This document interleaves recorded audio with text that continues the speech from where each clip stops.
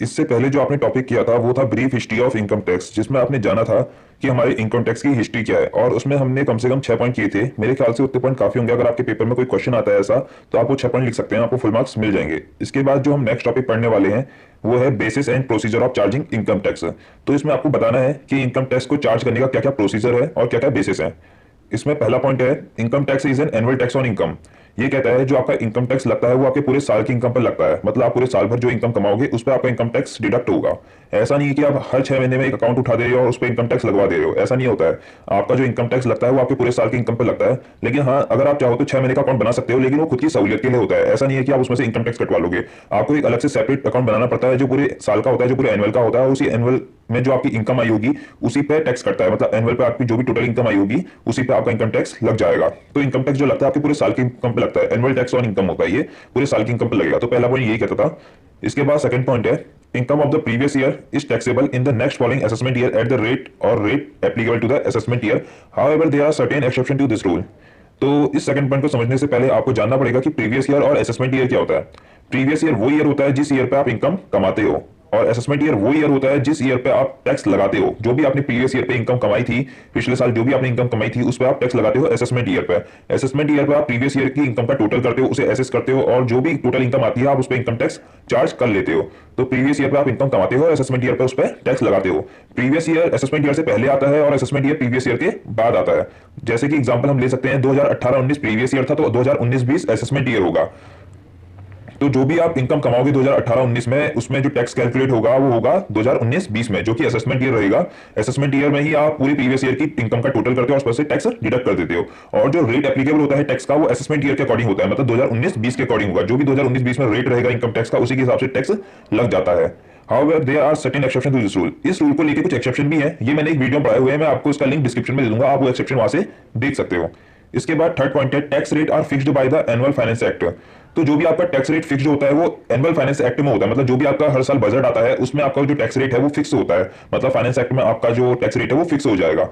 Third point यही कहता था। इसके बाद फोर्थ पॉइंट है tax is charge on every person as defined in section 2 subsection 31। तो सेक्शन 2 और सबसेक्शन 31 में ये बताया गया है कि टैक्स रेट जो होता है, टैक्स जो होता है वो हर पर्सन पे चार्ज होता है। मतलब ये टैक्स मुझ पे भी लगता होगा, कोई मिडिल क्लास फैमिली से बिलोंग करता है तो टैक्स उस पे भी लगता है, कोई पुअर फैमिली से बिलोंग करता है तो उस पे भी टैक्स लगता है, कोई रिच फैमिली से बिलोंग करता है तो टैक्स उस पे भी लगता है। लेकिन ये टैक्स लगता तो जरूर है, लेकिन टैक्स देते कुछ ही लोग हैं। बिकॉज ऑफ यहाँ पर कुछ मिनिमम टैक्सेबल लिमिट सेट कर रखी है जो 2.5 लाख तक की है। अगर आप 2.5 लाख तक रुपए कमाते हो तो आपको टैक्स पे करना पड़ता है, अगर आप 2.5 लाख से ऊपर रुपए कमाते हो तो।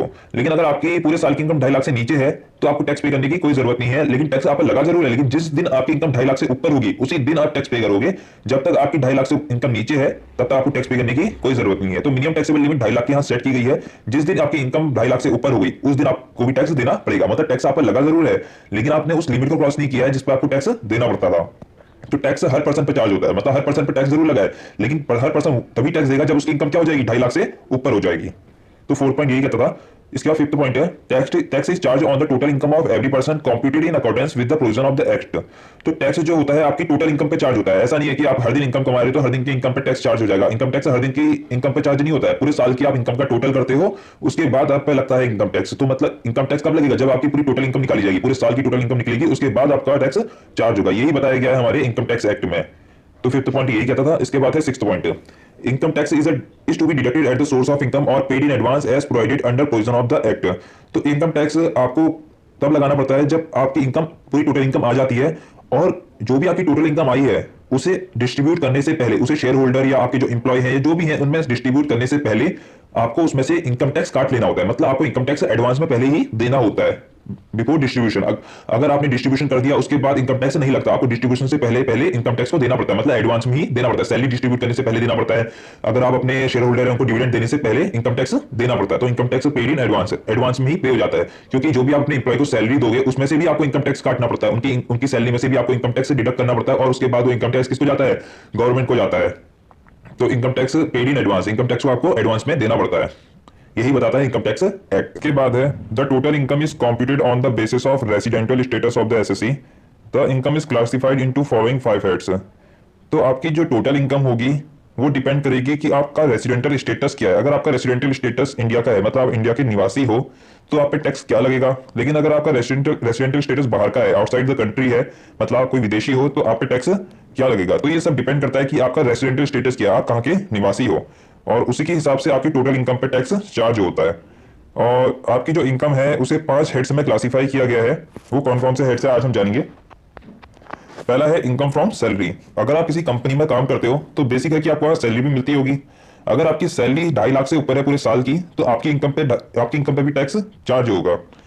इसके बाद दूसरा पॉइंट है इनकम फ्रॉम हाउस प्रॉपर्टी। अगर आपके पास कोई हाउस प्रॉपर्टी है और आपने वो रेंट पे चढ़ा रखी है और आपको वहां से रेंट आता है और पूरे साल का अगर रेंट 2.5 लाख रुपए से ऊपर आता है तो आपकी इनकम पे भी टैक्स चार्ज होगा। इसके बाद थर्ड पॉइंट है profit and gain of business और प्रोफेशन। अगर आपका कोई बिजनेस है और आपके बिजनेस से अगर आपको 2.5 लाख से ऊपर प्रॉफिट आ रहा है पूरे साल का तो आपके उसमें टैक्स लगता है। साथ ही साथ अगर आपका कोई प्रोफेशन है, मान लेते हैं आप सीए हैं, लॉयर हैं या डॉक्टर हैं, अगर आप इनमें से कुछ भी हैं और आपकी इनकम जो है 2.5 लाख रुपए से ऊपर है तो आपको भी टैक्स देना पड़ता है। पूरे साल की इनकम अगर आपकी 2.5 लाख से ऊपर है तो आपको भी टैक्स देना पड़ेगा।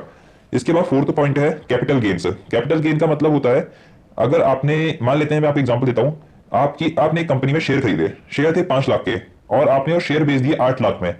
यहाँ पे आपको 3 लाख का कैपिटल गेन हुआ क्योंकि शेयर जो होते हैं कैपिटल का ही रूप होते हैं, और आपने कैपिटल कभी खरीदे थे 5 लाख में और उसे 8 लाख में बेच दिया तो आपको 3 लाख का प्रॉफिट हुआ, कैपिटल गेन हुआ। आपको क्या हुआ, कैपिटल का गेन हुआ, उसे ही हम कहते हैं कैपिटल गेन। अगर आपका कैपिटल गेन 2.5 लाख रुपए से ऊपर है तो आपकी इनकम पे भी टैक्स जरूर लगेगा, और यहाँ पर तो 3 लाख था तो इस पर तो टैक्स लगेगा ही लगेगा।